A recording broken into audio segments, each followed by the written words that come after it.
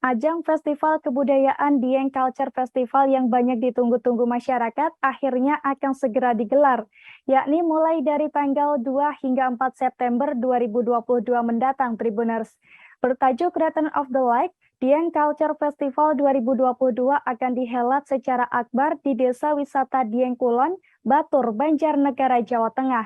Dan jika Tribuners yang ada di luar kota ingin melihat secara langsung Dieng Culture Festival, Anda tak perlu khawatir Tribuners, sebab akses menuju ke kawasan dataran tinggi Dieng ini terbilang cukup mudah.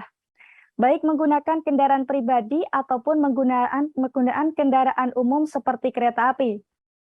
Apabila Tribuners menggunakan kereta api, Anda perlu transit terlebih dahulu di stasiun kereta api terdekat dari kota Banjarnegara atau Wonosobo, seperti di stasiun Purwokerto, Yogyakarta, ataupun Semarang. Setelah dari stasiun-stasiun tersebut, Tribuners bisa melanjutkan perjalanan dengan menggunakan bus ke arah Wonosobo. Setiba di Terminal Wonosobo, Anda bisa memilih 3 alternatif kendaraan untuk menuju ke kawasan dataran tinggi Dieng, mulai dari mikrobus atau ELF, taksi, ataupun ojek, Tribuners.